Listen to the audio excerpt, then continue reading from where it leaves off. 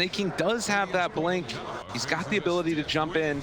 And maybe gonna look for Chris Luck here. And no, Hector, he's in the middle of him, actually breaking the blink dagger. They will kill off Stinger, but now how do you deal with this big bad Wraith King? He just turns to fight, gonna pop the blade mail as well. You are already in that God Strength. He's killing them all off, still has the ultimate afterwards. Now Schofield in the Vendetta does have the break potential if he wants to go for it, but the Hex is already out. And now the stun coming from UR, but the RP, it comes as well. Where's the follow-up? Do they have enough damage? It looks like the answer might be maybe, possibly. CCNC super low, and Chris Luck able to live through it all. And Whisper coming in with the big RP save for the boys. That's like, right? They're just going high ground. Yeah, and that's what the question's going to be, is if you can defend high ground right here from Newbee, you might get back into this game just by virtue of, like, okay, we pushed them off, and the other two lanes are pushing in our favor. They've dropped the snakes down bottom. Dude, they didn't even take rush. They're just going up here. They're like, screw it, guys. We're going and taking your buildings. Newbee, what's the response?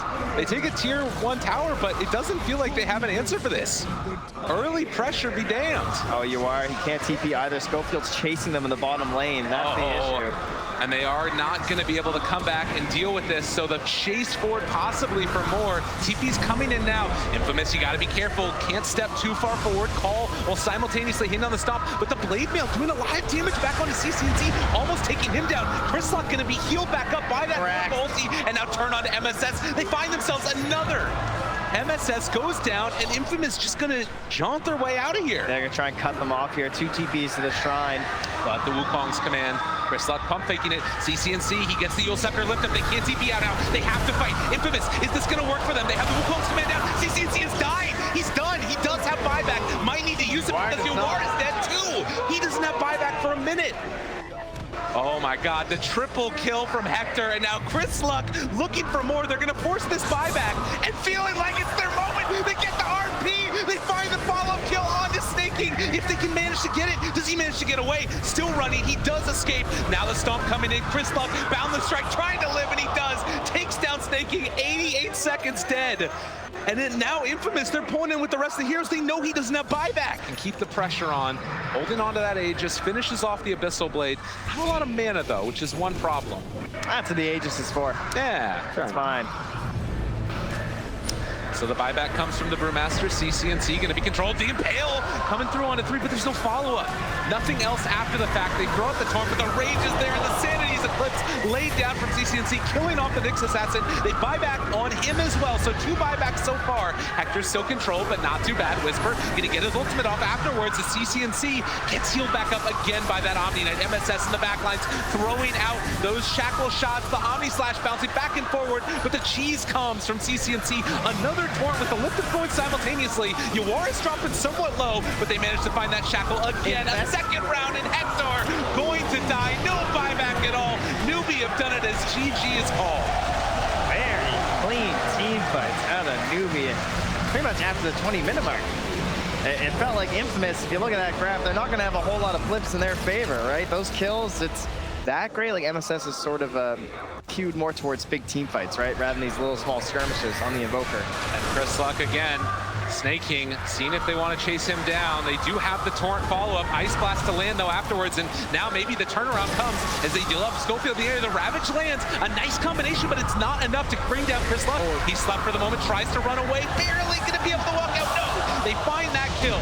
And now Whisper in very deep. And one by one, Infamous are going in. They don't quite have enough damage, though, as Newbee still being brought down so low, but not enough for the kill. Whisper will fall, but Newbee live. God, and the spread of the damage there. You combine the HP of Snake King and Pilot Eye, they're not even 100 HP. They're way back there, and they're still going. Stinger down. And they're still living as well.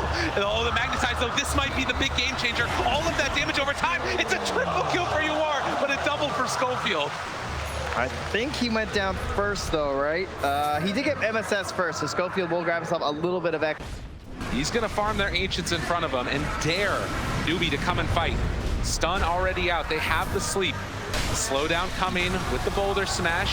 Hector popping the blade mail, still thinking about chasing. This is now all of the rumba onto all of Newbee, but they've committed everything to kill off this Wraith King one time. Can they get him a second time? Chase forward. Chris Luck with the BKB, wanting to find himself a target. Hector also pops the BKB. They've gone in really deep. Snaking does have Ravage. If they're able to wait this one out, have Infamous gone a bit too far, or are they going to turn now? The run buff is going to wear out, but Snaking with the Ravage jumps forward, hits it on a 3. Chris Luck able to escape. Now the follow-up coming from Whisper, who runs back into all of them. They find the damage. All of the heroes of Newbee starting to drop down. Whisper will fall. And meantime, the chase forward coming from more. Magnetize onto everybody. Chris Luck, he's on such low HP, but this Magnetize being reapplied. Finding CCNC, another round of kills. Hector he doesn't have ulti. 1 second, no!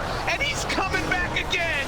Turns it now onto Snaking as the run comes. Need to get out. They've gone afar as the buyback is there as well. Another kick from Schofield, trying to keep Hector alive as he turns, throws another stun. They don't have another ulti this time, but the walkway is coming as Chris Luck buying space and time for his team. He will give his life for his carry as Hector and Schofield escape. Man, this guy has just been dark packing everything in these big fights.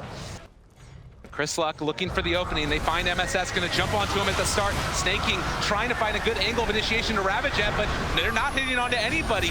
Meanwhile, MSS turned upon by Hector. They've got him controlled. Chris Luck, they tear him apart, and now the rest of them running into the side. They apply the Ice Blast as well. Yuar turned upon, trying to run, trying to TP away, but the bash comes through. They find their man. Infamous running forward for more as Yuar just trying to get away from everybody else, but there's no buyback on Snaking. They find another bash. They took down the Invoker, and they are looking to take the rest of this base. Now that is teamwork.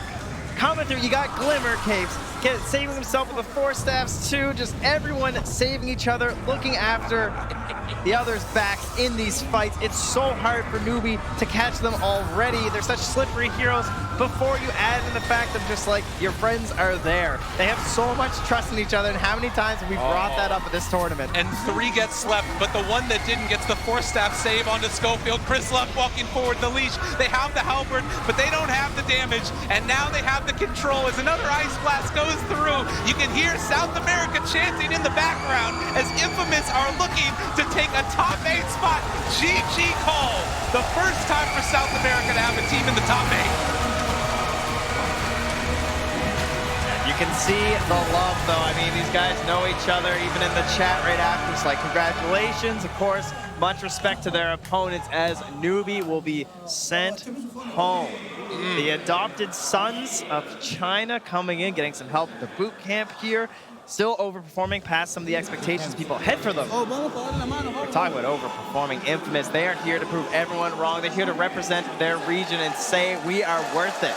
There's a reason why we're coming to the minors, to the majors, and now to TI. They're coming for you. They're coming for you indeed. You can see the respect there as well. Obviously, it hurts to go out at any point in time in this tournament for Newbee, but it is a gargantuan achievement for this team, for this region. It is always sad to see people have to walk away, and Newbee looked incredibly solid throughout this tournament. But it is Infamous that are going to be moving on. They're so fun to watch. They are. I mean, can we just say, like, the way their play style, I know maybe it looks a little bit like monotone sort of deal. It seems like the same thing a lot of the time, but Whisper to me